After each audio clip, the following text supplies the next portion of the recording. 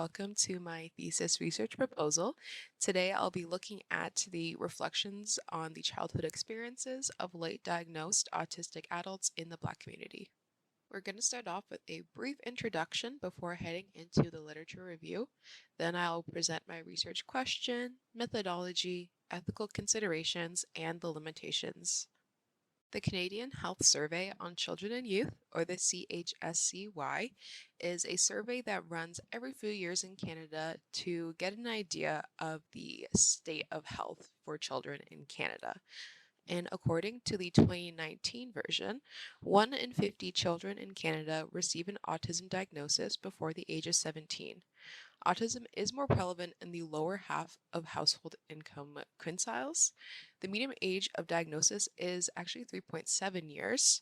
However, there is some discrepancies here between visible minorities and non-visible minorities. So for visible minorities, the average age of diagnosis is 2.7 years. For non-visible minorities, this age ends up being 4.4 years. The interesting thing about this study is that they didn't find any differences in prevalence across race and ethnicity. However, there's lots of issues I found with this. There's the exclusion of certain subpopulations from the data. So an example of this was they didn't include children in foster homes, and they also didn't include Indigenous children. The public report considers all variables as independent of each other, which we know isn't the case. There is a noted limitation within the study of conflicting and inconclusive evidence about what factors influence the age of diagnosis, meaning that they know that there are external factors, but they weren't able to identify them in the study. And lastly, the public report does not provide any breakdowns of descriptive data, so we actually don't know how many visible minorities or non-visible minorities participated in this study. So, according to the literature, people of color have historically been excluded from autism research. And if you actually look back into the literature, you'll see that it has typically been white individuals who participated. And we do know that there are some differences in autism presentation between race and ethnicities. So, it is really important to ensure that we have a very diverse sample. As a result, professionals do not have a confident understanding of how autistic traits present themselves, nor do they possess the appropriate cultural sensitivity to carry out a diagnosis. Just to emphasize the lack of research, the oldest article I could find that compared the prevalence of autism between white and non-white individuals was only published in 2002. Since my research is focused on late diagnosed autistic adults, I really wanted to dive into the experiences these adults had before their diagnosis. So those diagnosed in adulthood reported feelings of isolation, difficulty understanding why they felt or acted a certain way, and were aware that they were different from others within their childhood and young adulthood. Individuals who were misdiagnosed with comorbid disorders, so things like anxiety, depression, ADHD, which are very commonly diagnosed before autism, these adults felt that they were receiving improper care and as though there was still something wrong with them. Pulling from some of the international literature, I found that structural racism and racial bias was a major issue. Implicit bias in medical and professional personnel could contribute to prolonged diagnostic timelines in Black children. So, contrary to the Canadian report that I discussed in the introduction, worldwide, Black children and other children of color are actually diagnosed at a much later age, on average 3 years later than white children. Black children are also more likely to be diagnosed with a behavioral or defiant disorder. This is because of stereotypes surrounding Black individuals and Black children, and the idea that they're a bit more rowdy, they're meant to be defiant, and those sort of stereotypes. Lastly, there is shame, stigma, and misunderstanding within the Black community itself. And this is a major reason why parents of autistic children might not seek diagnosis. They might be ashamed that their children is different from the others. There is a stigma within communities that if there's something wrong with your child, it is actually due to the way you raise them and not due to any internal factors. And also, Black families with minimally educated parents are less likely to seek diagnosis simply because they don't quite understand autism and what the symptoms are. There are a few significant gaps in the literature I was able to identify, starting with the low number of autism studies with Canadian participants.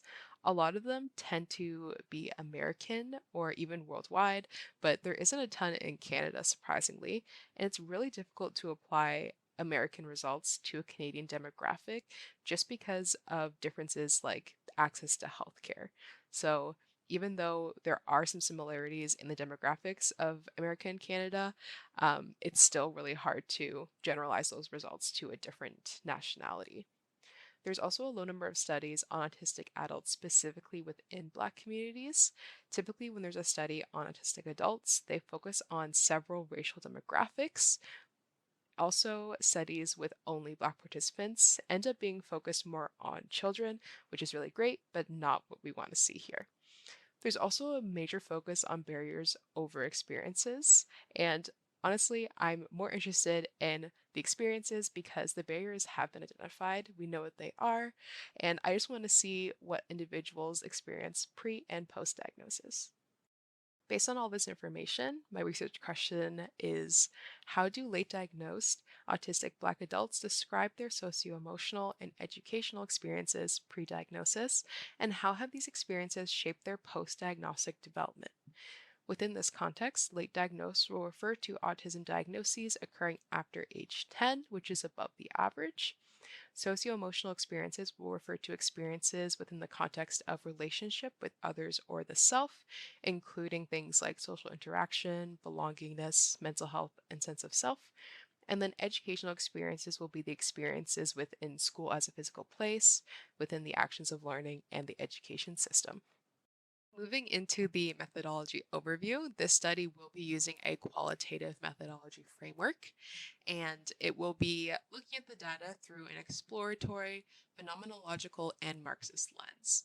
So exploratory and phenomenological, they are pretty closely related. I am interested in the phenomena that is late diagnosis, specifically within Black individuals. So I want to really dive into these experiences and just really explore what it is like to be late diagnosed and specifically a Black adult in Canadian society.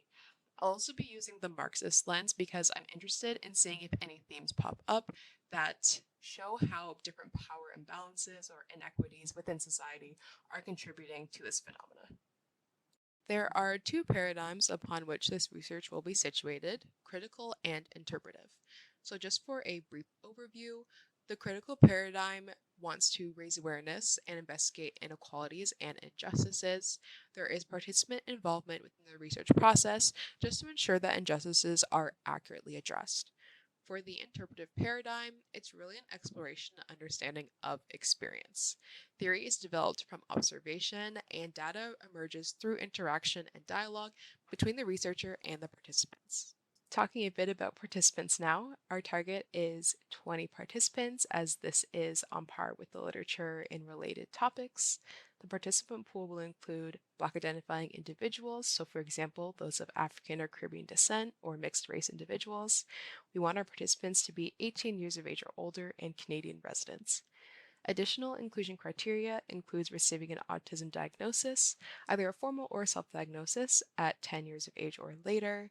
They cannot have participated in therapy or treatment for autism prior to diagnosis, and they must have been diagnosed for at least 1 year at the time of participation, so they have enough to share.